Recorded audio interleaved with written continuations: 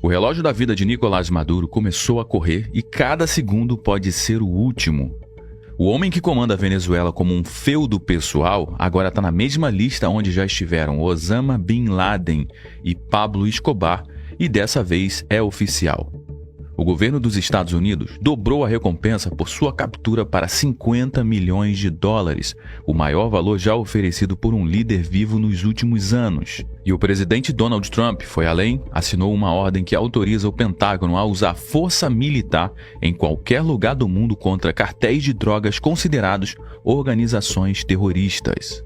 Entre eles, o Cartel de los Soles, liderado, segundo Washington, pelo próprio Maduro. A partir de agora, qualquer operação especial americana, seja no mar ou em território estrangeiro, tem base legal para agir contra ele e seus aliados, e isso muda tudo.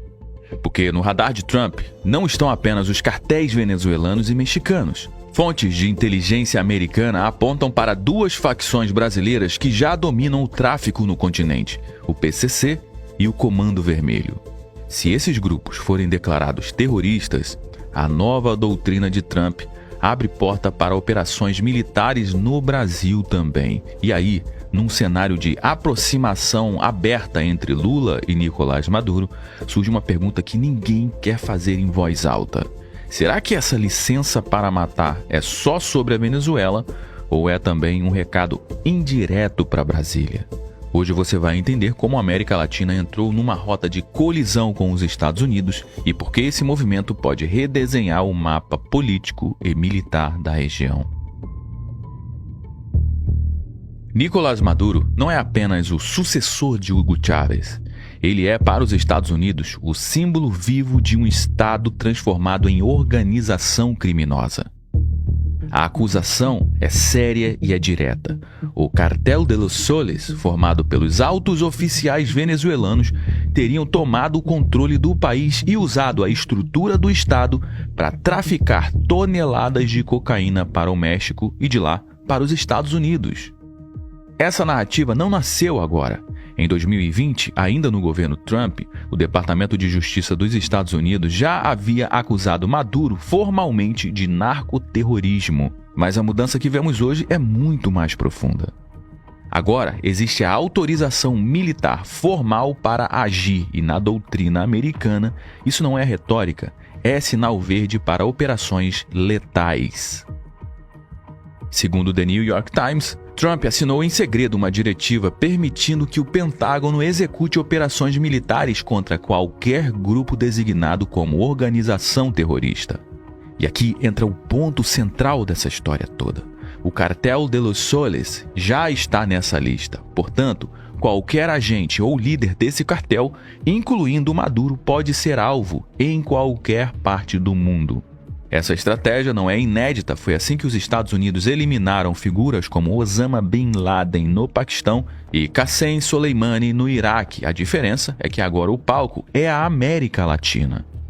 E no fim de 2024, Washington assinou um acordo com Trinidad e Tobago para o uso militar do seu território. Geograficamente, essa ilha fica a apenas 11 quilômetros da costa venezuelana, onde existe um porta-avião natural dos Estados Unidos, imóvel e com visão direta para Caracas. E isso obviamente não é coincidência, essa é uma base em um ponto estratégico perfeito para operações relâmpago na região. Mas o que coloca o Brasil na borda desse tabuleiro explosivo? O mesmo decreto que autoriza ações contra o Cartel de los Soles pode ser também aplicado a outros grupos latino-americanos designados como terroristas, e aqui é onde entra o PCC e o Comando Vermelho.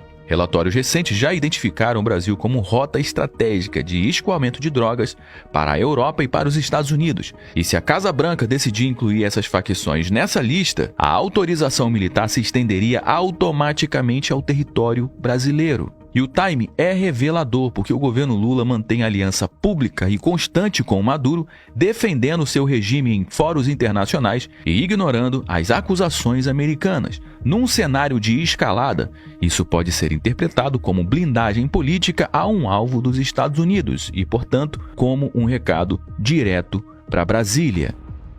Nos anos 80 e 90, a política americana contra o narcotráfico seguiu um roteiro simples e brutal. identificar a liderança do cartel, rotulá-la como ameaça direta à segurança nacional e eliminar a cadeia de comando. Foi assim com Pablo Escobar na Colômbia. Uma caçada implacável que contou com o apoio de inteligência, forças especiais e unidades locais treinadas pelos Estados Unidos. O resultado foi a morte de Pablo Escobar em 1993, uma operação coordenada que envolveu tecnologia de rastreamento inédita para a época. Depois, em 2011, o alvo foi Osama Bin Laden. Qual foi a diferença? Agora o discurso não era mais guerra às drogas, e sim guerra ao terror. Mas a lógica era a mesma. Uma ameaça global justifica a ação extraterritorial. E recentemente, em janeiro de 2020, os Estados Unidos eliminaram o general iraniano Qassem Soleimani com um ataque de drone no Iraque. Oficialmente, a justificativa foi prevenir ameaças iminentes contra americanos. Na prática, foi um recado geopolítico de alcance global. Ninguém está fora do nosso alcance.